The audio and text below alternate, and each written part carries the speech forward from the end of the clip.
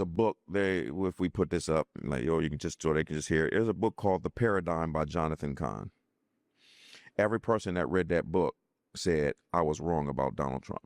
Every person. And guess what I've told people? Before you argue with me, read the book. Guess what they do? They don't read the book and try to argue with me. So they let me know your mentality. You don't like to educate yourself. You just like to argue. Most people don't know. They don't. It is a simple fact. You know Miles with Worship with Wonders?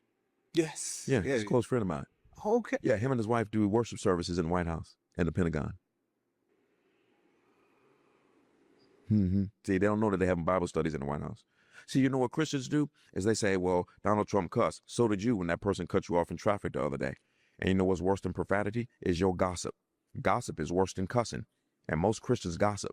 So while you judging him, you worse than he is, because that man has more responsibility in a minute than you do in a lifetime. Okay? So yeah. So the man renewed his faith publicly. Franklin Graham is his mentor.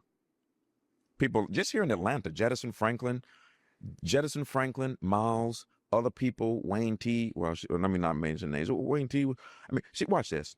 You remember in the first inauguration, Donald Trump became president?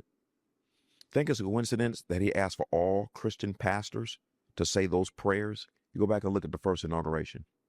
It was Franklin Graham, Wayne T. from Detroit, Paula White, a guy named Hispanic pastor who believes in deliverance, Rodriguez.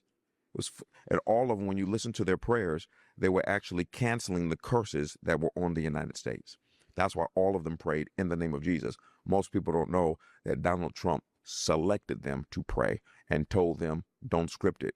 Do what you believe God is telling you to do. Did you know he's trying to get prayer back in schools? Did you know he mandated that every house should have a Bible? Did you know that they have a faith wing in the White House and it has its own office? Did you know that he has mandated for all Christians in the United States to pray 1 hour a week? That's just that side. Oh, see, they don't want to believe that. They want to believe what their mama and them told them. They drunk uncle who think he's an expert on world affairs. They want to believe what the Democrats tell them.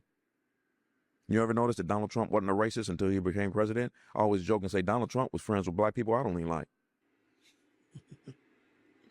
He was never racist. Did you know that him and Jesse Jackson? Why do you think Jesse Jackson been so quiet? When Jesse Jackson was going to run for president, Donald Trump was also going to run for president. I got the video. They interviewed Trump. You going to run against Jesse? Guess what he said? No, he said, that's my close friend, so I'm going to back out and I'll support him. They don't know this stuff. All they know is what the idiots on social media are saying and what the news media says.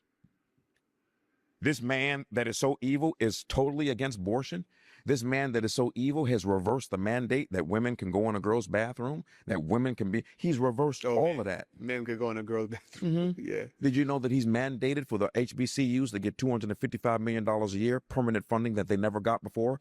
HBCUs were the only organization that had to beg money from the government every year. When Donald Trump found that out, he gave them equal status to Yale and, what's the other one? Harvard, permanently, even after he leaves.